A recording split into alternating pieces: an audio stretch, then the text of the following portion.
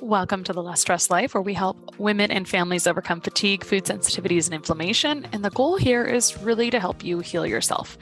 If you find this show or episode helpful, please repay the favor and share it with a friend or leave me a review in the Purple Podcast app if that's where you listen. You can also go to reviewthispodcast.com/less stressed life. So today I'm jumping into a few listener questions that were submitted on Instagram this week. So Mary is wondering about parasites and she's trying to put together the pieces of some other symptoms. I wish Mary was here, but she asked, do you address parasites with all your testing? So nothing is ever a short question to me, and I want to talk a little bit about parasites. First things first, I'd love for you to Google, I ask my clients to do this all the time, Google CDC pinworm epidemiology. Epidemiology is essentially statistics. So you can look up, but that's usually what's going to be used on a clinical site or a clinical setting is epidemiology. So you search CDC pinworm prevalence if you want. And what will pop up, and I usually like you to find out the answer on your own, but what will pop up is that the prevalence, the CDC says that the prevalence in the United States is 50% for those under 18 and for those that work with children or work in institutions. So that's schools, daycares, hospitals, anything where there's lots of people. Those pinworms are the size of like a fingernail clipping, and they are easily transferred by putting hands in the mouth. And so very easy to spread. And so especially for nail chewers, nail biters, you got to watch that. So the testing that I always hesitate to talk about testing because I think people go and then they order something and then they think it's going to solve their problem. And it's usually not going to without a proper intervention and also looking at symptoms. But testing for parasites is not super sensitive or super amazing or super,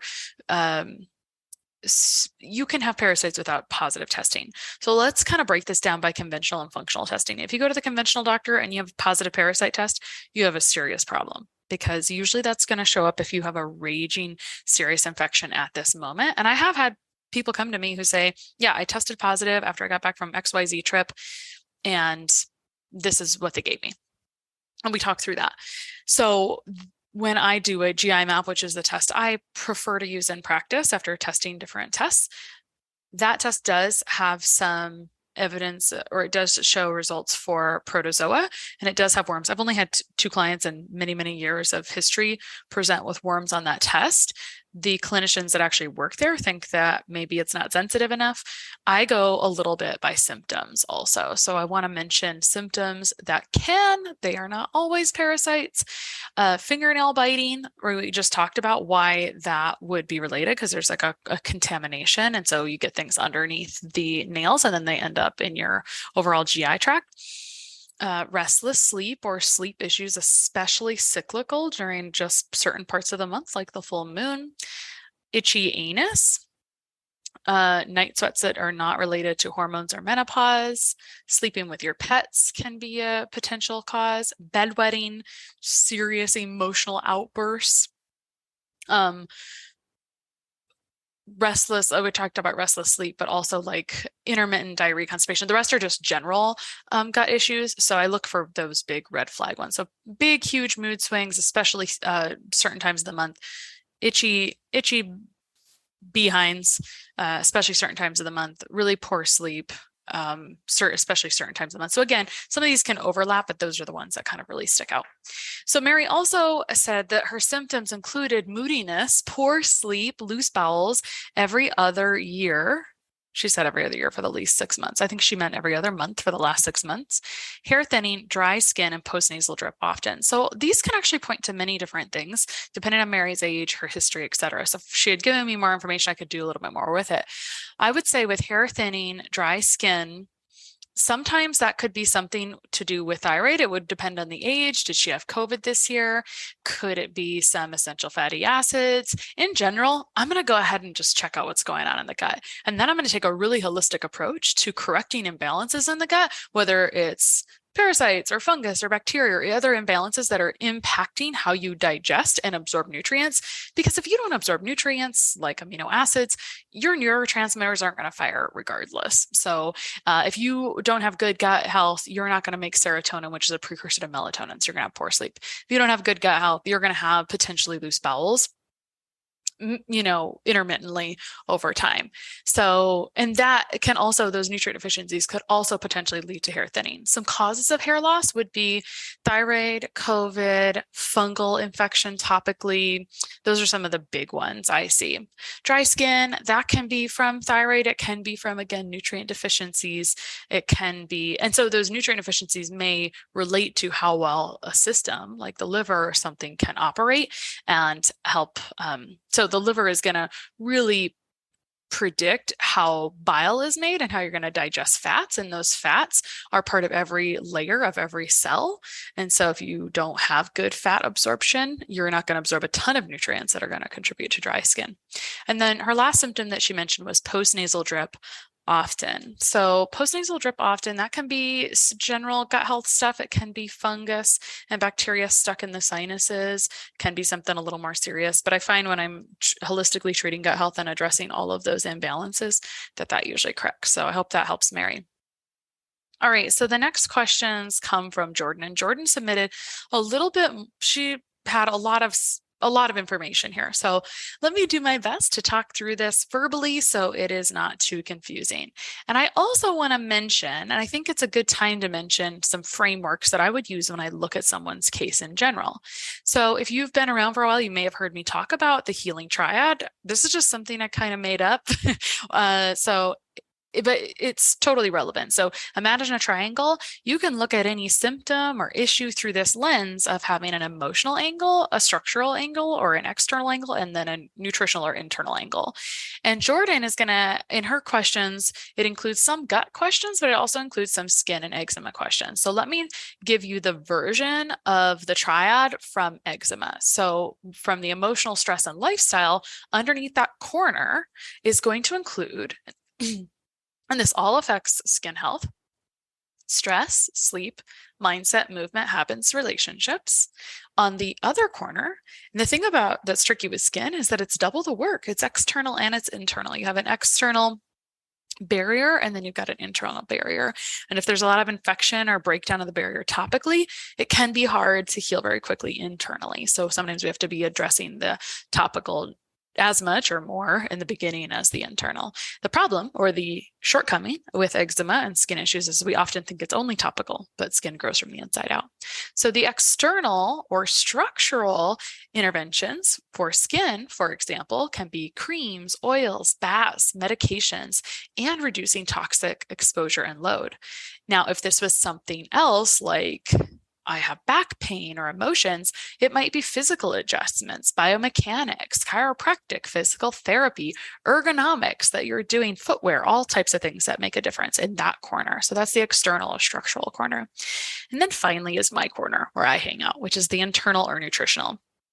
So that can look like food, beverages, supplements, medications, balancing the microbiome, filling in the nutrients that are lost from the stress, fixing the digestion, nourishing all those systems and organs, the adrenals, the metabolism, the hormones, the thyroid, the drainage, elimination, liver, and gut. So that's all the stuff that's kind of in my corner that I look at, but sometimes I talk about those other corners. So I hope that that's helpful as we kind of go into Jordan's questions. So let's talk about Jordan's case first. Now that we've set up this stage, let's talk about Jordan's case, and then we'll get into the question of, do you have specific probiotics you recommend? It just depends on the type, but I do have some recommendations for her. Can you get away from relying on long-term supplement use for bowel issues? So let's go through her case history. She started having flares, skin hairs. She's got this history of eczema throughout her whole life, but only on her arms and legs. She's had it since she was a child. And it presented, she does a good job of giving me history, which is why we're using her case story. It presented as red, itchy bumps on the legs and back, and as flaky and itchy red patches in the creases of her elbows, mostly during the summer. So I can already tell you that if Jordan would take my eczema type quiz, this is something I was doing in calls when I would talk to people about their case.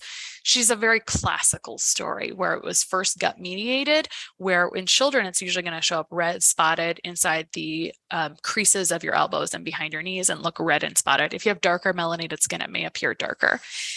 So the dermatologist, she had an increasing flare starting the summer of 2020. And remember, like, I don't know what happened in Jordan's life, but in most people's lives, there was a lot of stressors and different things going on at that time. There may have been something else in the history as well. But in summer of 2020, she started having more itchy bumps and red patches covering most of her body. Her eczema was becoming more systemic. She developed a new type of severe eczema on her face, neck, hairline that had never occurred before. I totally have a lot of empathy because that happened to me several years ago. Before that, she never had any eczema on her face. True that, sister. The flares got increasingly worse over the next 6 months. Totally understand. Dermatologist gave her a 10-day taper of oral prednisone and topical steroids to help heal the eczema. Heal would be really in the quotes there. This is suppressing the exacerbation on the skin, which is not right or wrong. She's probably miserable. She needed it. Something I'd like to see more often is topical culturing of staph, and for us to address the topical staph at the same time. Otherwise, you go off the steroids and sometimes it pops right back. So just kind of adding commentary as I go for Jordan's case. She also then started on Dupixent, which is a kind of an expensive injection. Once you are past steroids, it's like expensive biologics injections every other week. And then so this was January of 2021, and she stopped those injections in February 2022, so 13 months later. After stopping the injection, she had a bit of eczema on her body, only small itchy bumps, nothing on her face. But her face had another severe flare in July and August 2022, requiring topical steroids to heal again. The way she's describing heal is a bit of a misnomer, I will say. She is simply suppressing. She's actually just suppressing the immune system in general here to try to clear the skin. And it's understandable because when you're desperate, you're desperate. That's how we are. We're just humans, no problem. So additionally, here's where she is bringing in that she does see the other potential pieces that I love when someone's got a skin issue, but they've also got some clear gut stuff. That way I don't have to tell them that it's related to what's going on in their gut. So she says, additionally, I only have 3 to 4 bowel movements per week, and she doesn't use any stool softeners and laxative, which is not exactly true because I think she said earlier, and again, I'm not talking to her, I wish I was right now, but she's on magnesium citrate and some motility support every night. So she actually is on some things that support motility. So I guess she's right. They're not stool softeners and laxative, but she is stimulating her bowel movements, which is reasonable because you need to have bowel movements in general. It's important. It's phase 3 detoxification. It's, if you aren't getting the trash out, it's going to show up on your skin. Of course, she's feeling tired in the afternoon. She's carrying around a bunch of trash for sure. She has trouble getting out of the bed in the mornings. She just generally has fatigue. So that could be related to the overburden in general in her body. There's definitely gut issues. There's definitely ability for elimination. Like she's got issues with her ability to eliminate and take out the trash. And if you were carrying around like half of the trash, because that's what's happening. She's only having bowel movements 50% of the time ish. So she's carrying around half of the trash for the week. Of course, you're going to be exhausted.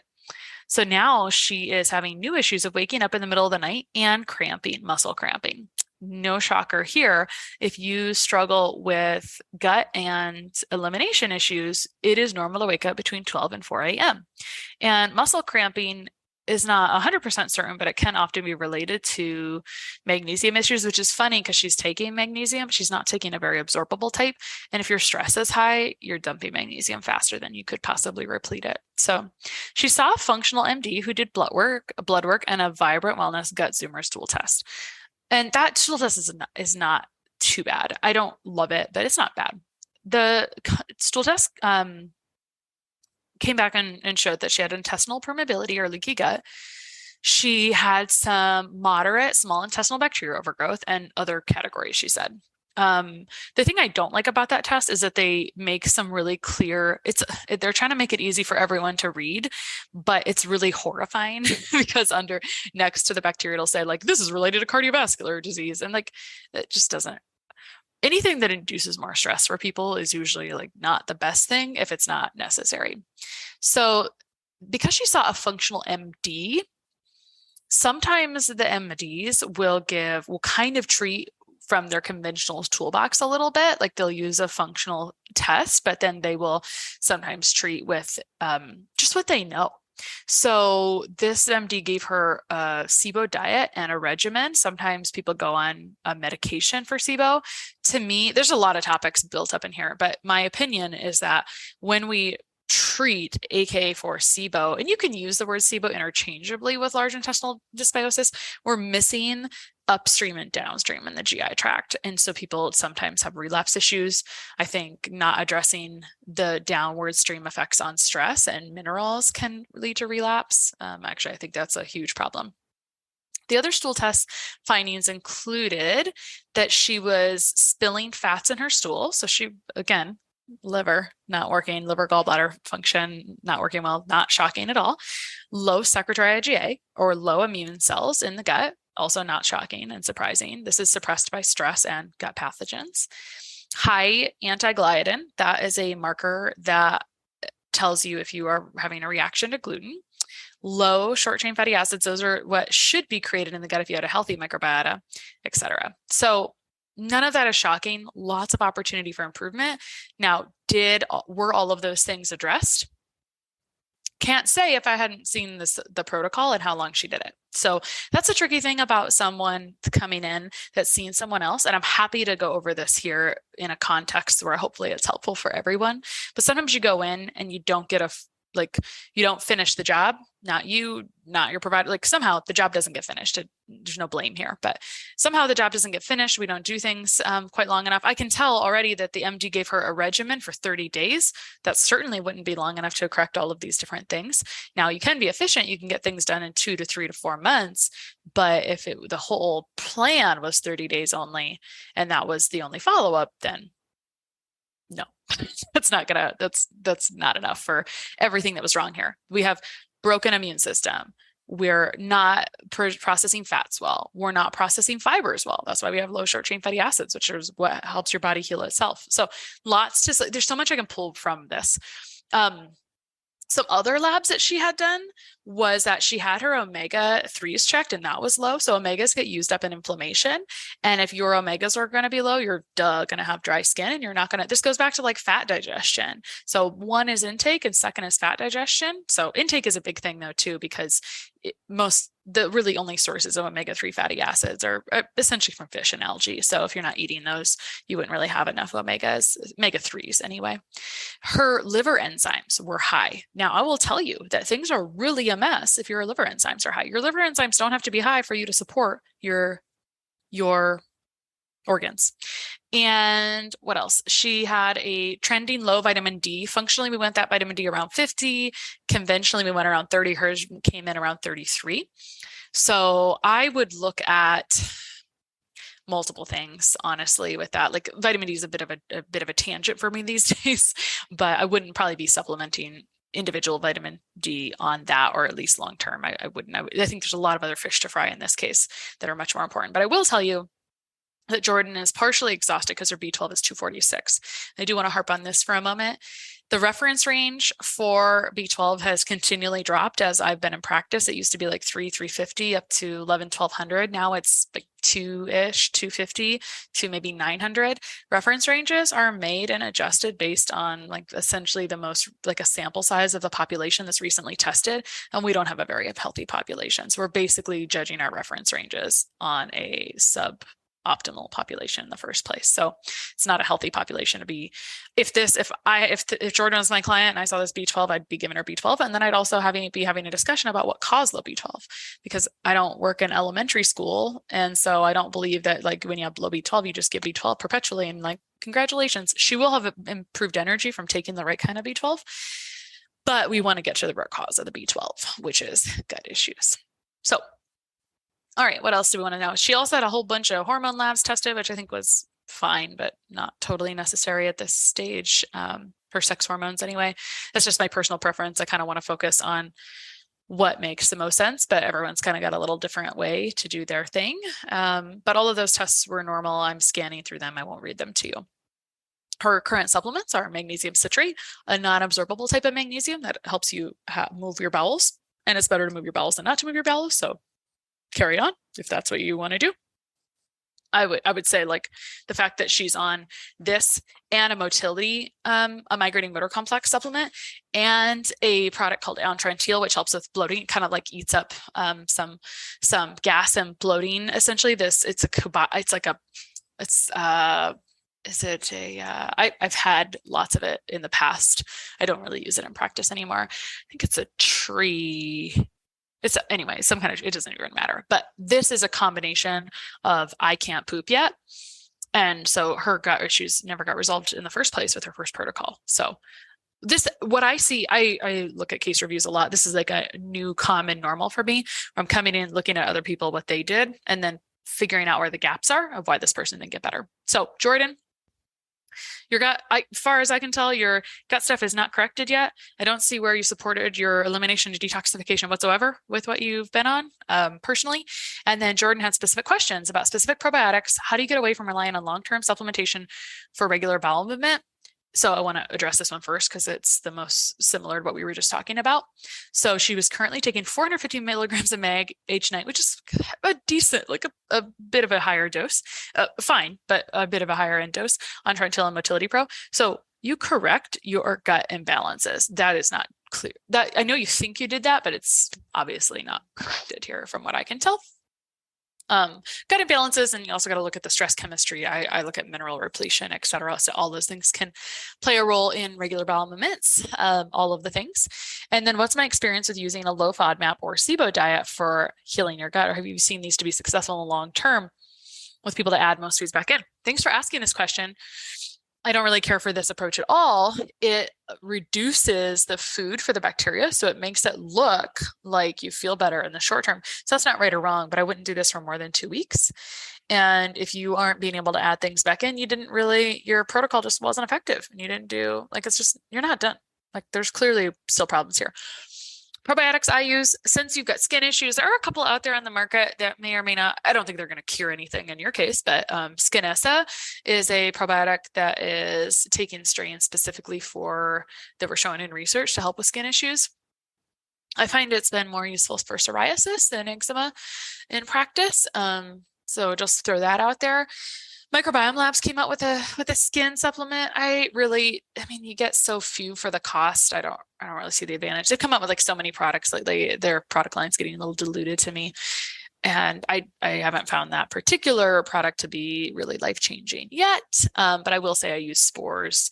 They are not killed by the things that we're using, like in our other protocols. And I'm not always using probiotics throughout an entire plan. I use them maybe at the end to fill in gaps and repopulate. But Jordan, I hope that helps. And to the rest of the listeners, guess what? You can submit your case for review if you're having this struggle or you want to share. And Jordan I'm starting with her. She did a great job giving me enough information to be helpful.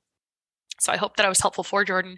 You can submit questions, and even a case review like Jordan, you just type it all out at kristabigler.com/questions. Questions.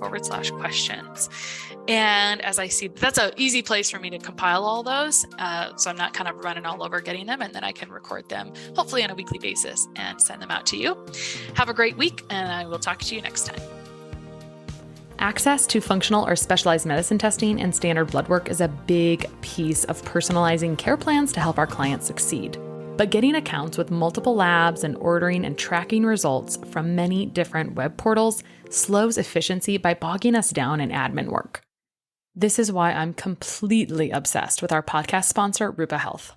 It's a single portal that allows you to order from over 20 specialty labs in one incredibly simple dashboard.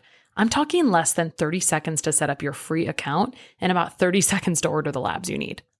All the results are in one place, and I can securely send clients their results with a click of a button. A big advantage for our clients is that standard blood work can be ordered for almost 2/3 less than other direct-to-consumer lab sites. Rupa is a lab concierge, so they send the lab invoices on your behalf. If a client pays for their own labs, they help them get set up with a lab draw, navigate testing questions, and they provide the requisition forms. It's literally a dream. Go sign up for free to help streamline your practice and simplify ordering labs for your clients at rupahealth.com. That's RUPA health.com, and let them know I sent you when you sign up.